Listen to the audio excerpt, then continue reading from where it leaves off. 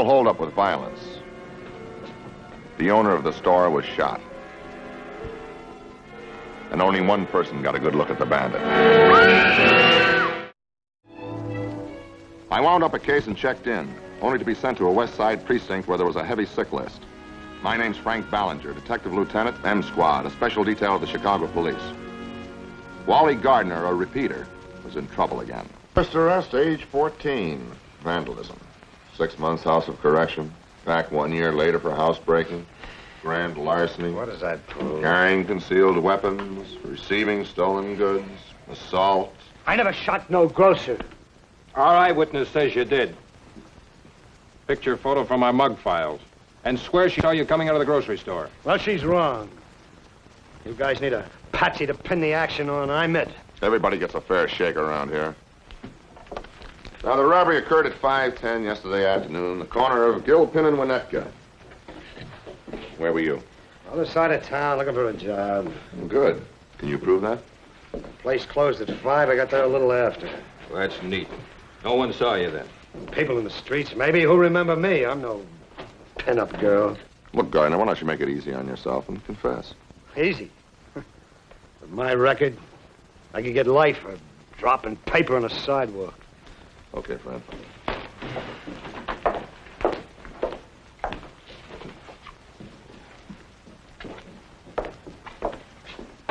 Wait a minute. Wait a minute. I just remembered something. He just remembered something. Yeah, look, I remember that there was a witness. I stopped a guy at 43rd and Morton. I bummed a light from him. It was around 5:30. And that was miles from where the robbery occurred. That's just what I'm telling you. Find a guy and he'll prove it. Too much to expect you to know his name. I just bummed a match. Of course, you can describe him. Yeah. Yeah, I can describe him. He was a tall guy. Weighed maybe like 185 pounds. Real smooth dress. He had a sort of a gray mustache. And he was wearing one of them hats rolled up around like politicians. What do you... Homburg? Homburgs, yeah. On his hand, it was his right hand. Yeah, it was right hand. He had a kind of a white mark, like a splotch, a burn or something, but with white, you know? Yeah, sure. You didn't happen to notice his bridge work, did you? Now, look, Gardner, get off it. You claimed you just saw him for an instant. You're ready to strap me down and burn me because some woman claims she saw me coming out of a grocery store. Now, how come you believe her and not me? All right, let's suppose that such a witness does exist. How do you expect us to find him? You know, I don't expect you to. Look, listen to me, and I want you to get this straight. Nobody gets railroaded around here, Wally. If an alibi witness exists in Cook County, we'll find him.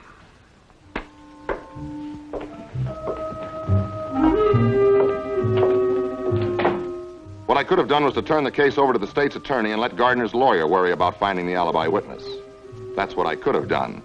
But somehow I wanted to make a try for the man who never got a break. I took the description of the alleged witness to the newspapers and I put it on the air. If the man existed and heard the call, he'd come forward. Well, it's been 2 days now, Frank, and not a nibble. If witness existed, we'd have heard something. Didn't you see Gardner's playing you for a sucker? There's always that chance. Oh, give it up, why don't you? Because there's a possibility that he may be innocent. Of what? He was marked rotten from the beginning. It's either this time or next time for him anyway. Read the statistics on guys like Gardner. I had another talk with a witness. She swears there's no mistake. Gardner's our man. Are you calling me off? You're a stubborn man, Frank. That can be a good thing. All right, 2 more days. After that, it's closed. Gardner was his own worst enemy, refusing even to help himself. I thought maybe his family could help me. I've been trying to contact his mother. So he's allowed visitors. I should doll myself up and hustle down to the city jail. For what? We got nothing to say to each other. He's your son, Mrs. Gardner. His father's son, you mean? You wonder I've had it? I just that I thought maybe you could help. Wholesale's final, no merchandise return after leaving the window.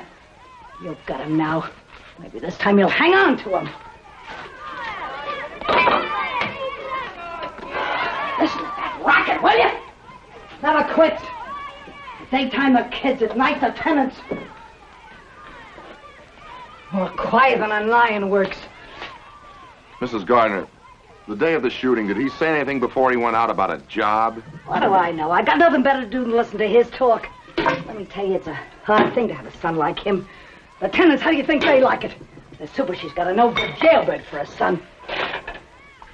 Oh, what I'd give for one day's quiet. You really don't care what happens to him, do you? You just haven't been listening, have you? Somebody must. Why? He was never long on friends. Gloomy. Sore and gloomy. A position like that don't get for friends. His girl, maybe, she might care. Maybe she gets a different look at him. His girl? Yeah, Doris. Maybe she can help you. Doris Colby.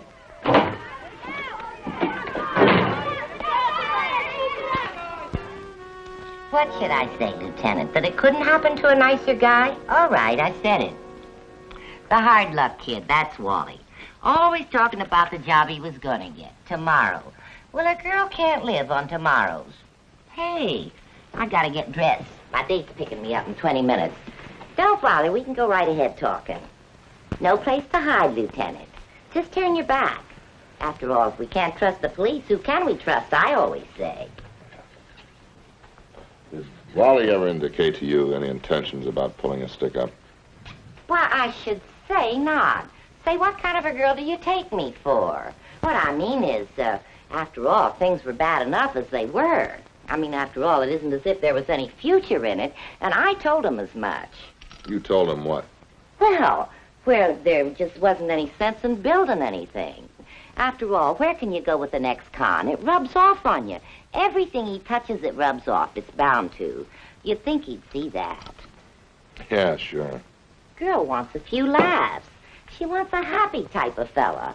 A guy who'll take her places and spend money. Keep her in kicks. You know what I mean, Lieutenant? You know, it's not always so easy. Lieutenant. It's not always so easy for an ex-con to find a good, reliable, well-paying job. Now, isn't that just exactly what I said to him? I told him, nothing personal, I said, but you gotta go with the ball. How much did he get? Huh? It's okay. You can turn around. The store. What would it take? The store was robbed of $87. That all. See what I mean? That Wally can't even make a decent score. Keep me out of this, huh, Lieutenant? I can't afford to get my name mixed in a two-bit stick-up. Zip me, huh?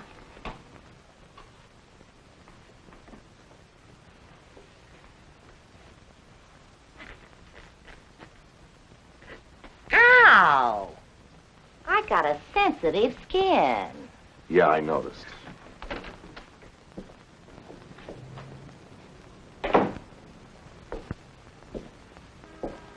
You know, I can't help but feel sorry for Gardner. Even a snake deserves family loyalty. A little sympathy from the people that are supposed to be close to him. Read this. Report came in a few minutes ago. Now maybe you'll stop feeling so sorry for Gardner.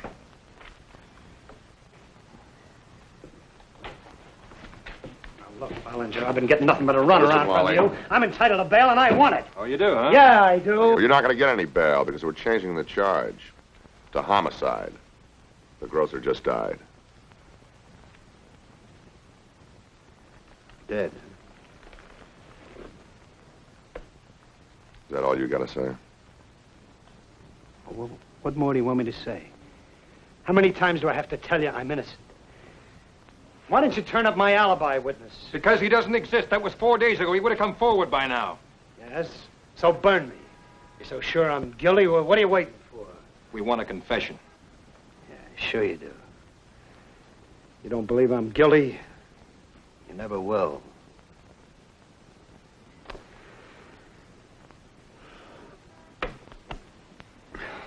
Give me a light, huh?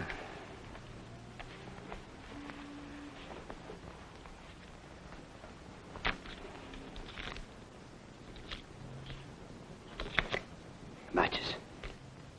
Hmm? Look, remember I told you I bummed the light from the guy? Yeah. Well, there was a picture on the matches. Not on that one, but on the one the guy had. Like a clown, you know? Winking. So I went looking for the clown. And the one that winked belonged to the old Harlequin restaurant. I thought Wally Gardner was lying to save his skin, but I had to give him the benefit of a doubt. He was fighting for his life now. And he said the man who gave him the light had matches from this restaurant. Oh, thanks, no.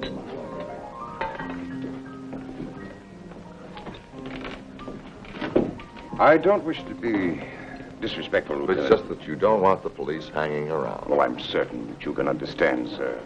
Of course. We may want one of your customers, and you certainly wouldn't want to inconvenience them. If we knew anything, we'd be most happy to cooperate. Well, why don't we run through it once more, then, just for laughs? It's about 6 feet tall, say 185 to 190 pounds, little mustache, slightly gray, and, oh, yes, on the back of her, I think it's his right hand, there's sort of a bleach mark. As I said before, we know of no such person. You know, it's funny you weren't even listening.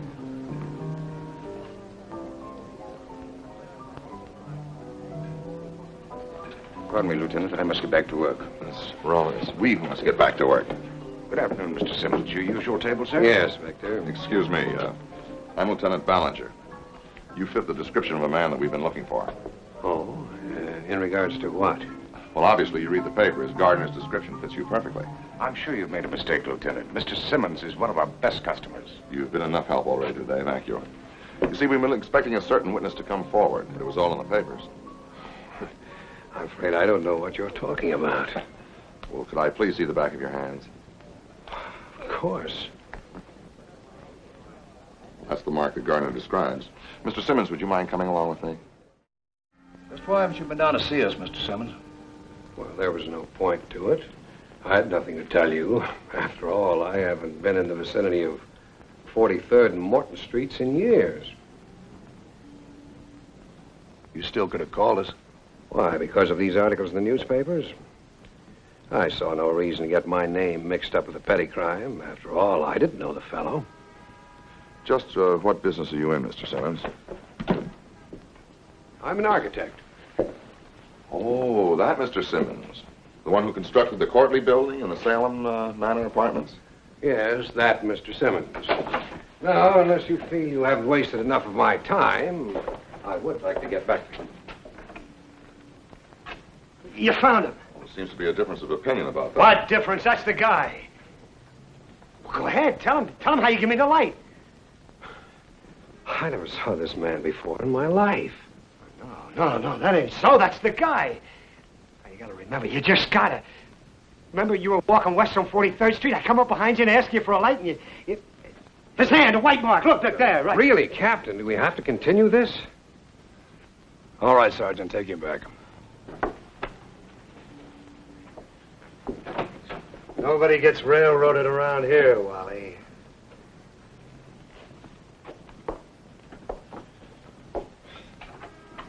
You know, for a man you insist you've never seen before, Mr. Simmons, Gardner managed to give us a very detailed description of you. Well, I never said that he'd never seen me before. After all, there are plenty of places where he might have spotted me. Weeks, perhaps even months ago. Well, that's very true, but why you? Well, I think that's obvious. When you backed him into a corner, he grabbed at me at random out of his memory. One other thing I don't understand, that is why you didn't voluntarily come down to see us. That again, I told Yes, that you again, there was Mr. Simmons. All right, Mr. Simmons, you can go.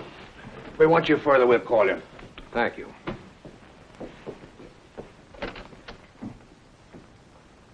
You know, he may design pretty elegant buildings, but I don't believe him. But you're going to have a pretty miserable time proving he's a liar. His word against the next convicts is pretty good. Then I'll have to back it up, huh? If nobody remembers Gardner, maybe somebody will remember Simmons. Hello, Lieutenant. Look who I brought to you. Oh, hello, Mrs. Gardner. Won't you come in? Doris, would you mind waiting in the hall, please? Oh, well, all right, but I can't wait too long. All right. Won't you sit down, please?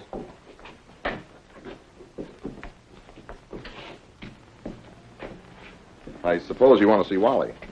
No, I don't. I seen him in places like this before, too many times. Novelty's worn off. I brought him some things he'd be yelling for. Cigarettes, soap, handkerchiefs. I thought that you didn't care. Maybe it's a habit. See that he gets them, will you? Sure. Well, you're not going to get him a lawyer? Nah, he knows who he wants.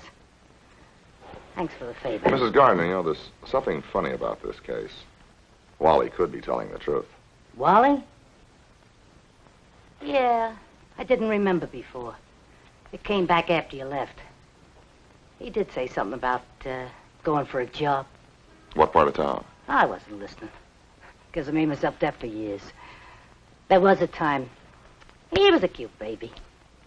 Guess that's all I ever wanted, a baby. Not the growing up trouble. He cried. He grew up yelling and crying. Never stopped and I couldn't stand it. He only stopped when he began making trouble for himself. Are you sure that you don't want to see him? Nah.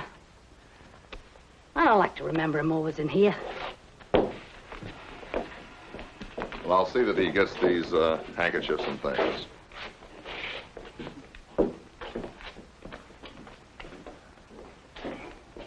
Well, what's on your mind, Doris? Well, a reporter phoned me, asked if I was an important witness. Oh, you mean because it's a murder case now? Well, it isn't exactly a two-bit stick-up. Aren't you interested in Wally's state of mind? Well, sure. What have you got, Doris? Well, a month ago, he was flat broke, and he talked about getting some quick money. Now, of course, I don't know if he got it or not, but night before last, he was flat broke again. Like to get your name in the papers, hmm? Why, I never had no such idea. I mean, you don't want me to set up an interview with the press for you so you can get a little publicity? Well, say, there's no sense in getting sore about this. I only came here to tell you what I heard, that's all. Well, look, why don't you go on home, Doris? When you have something concrete, come back and let me know, huh? I began at 43rd and Morton. It meant pounding a lot of pavements. All I had to go on was Simmons' name and his description. It was miles from where he lived. He was an architect. So on the possibility that he knew or had called on another architect, a draftsman, or some contractor in the neighborhood, I'd listed all of them within a 4-block area of where Wally said he had met the man. Then I made a systematic checkup. I had 24 hours to get a break. Most of the names on my list were away working in offices. The others only knew Simmons by reputation. Near the end of my list, I had a man by the name of Carl Peterson, a retired architect. Neighbors hadn't seen Peterson for several days. Not since the day Wally was arrested. Mr. Peterson?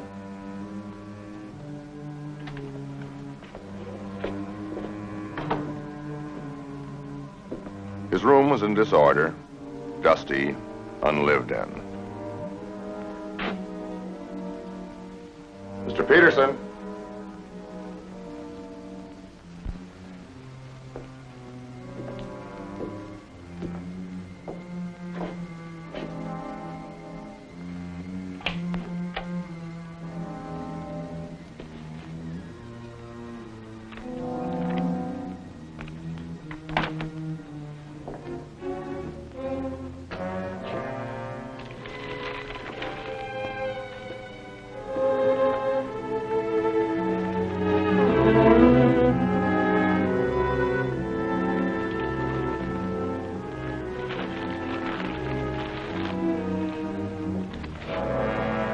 The unlocked door, money packed in a bag, blood on a broken T-square. It looked as if somebody had been trying to remove the evidence and had been interrupted. I decided to check the whole flat.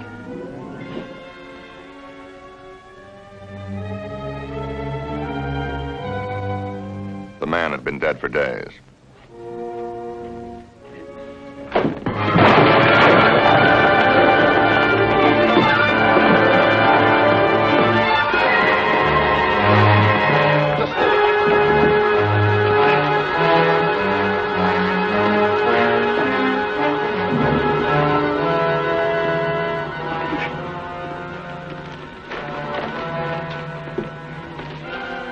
I didn't mean to do it. He drove me out of my mind. I didn't mean to kill him. I swear it. You feel like telling us about it now? funny. I thought this was going to be the hardest part, but it's nothing compared to what I've gone through. You realize that the stenographer will take down everything you say. I'm not a bad architect, Lieutenant. I'm just not a very good one. Carl Peterson was. I supplied the ambition. He had the imagination. You collaborated? Yes, except that I took solo credit. Carl didn't mind. All he cared about in life was pure design. Tuesday, when I went up to his apartment to see him, he told me then that his doctor had only given him 2 more months to live. Well, suddenly, with death backing him into a corner, he became like a man obsessed with ambition. Well, don't you see? I couldn't let him do that. I had to stop him. Do what, Mr. Simmons? What, go to the newspapers and expose the truth about who had really designed the courtly buildings and all the rest of them. It would have ruined me. So you killed him? I didn't mean to. I reasoned with him. I pleaded. I even offered him money. But he threw it back in my face. What good was money, he said, to a dead man? No, he wanted some elaborate obituary, not an expensive headstone. And then he hit me. And I lost my head.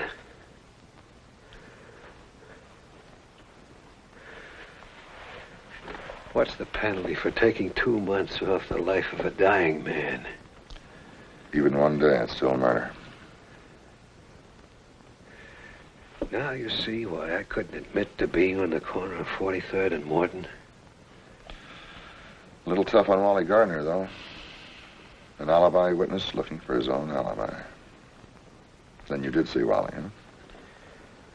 Yes, I gave him that light. You're free to go, Wally.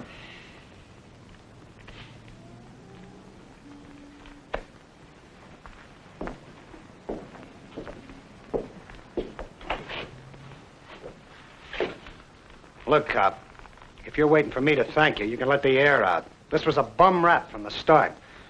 Turning me loose don't change it. Nobody's sorrier than I. Sorry don't cut no ice, because it can happen again. No matter how close I try to stay to the crowd, it can happen any time. So don't give me sorry, cop. You'll be bringing me back again. Why don't you get a job, Wally, and keep out of trouble? With my record, who'd have me? Maybe I could find you something. I'll think it over. You do that. When you make up your mind, give me a ring.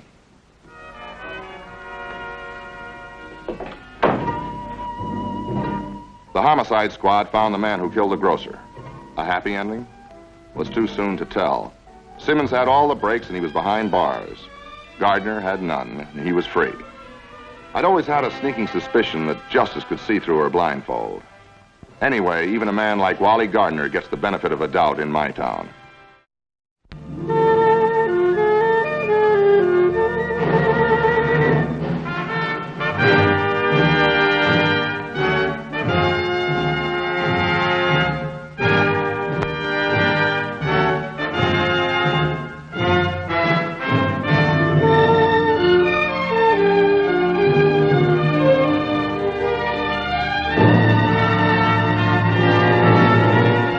Be sure to tune in again for another exciting story from the files of M Squad.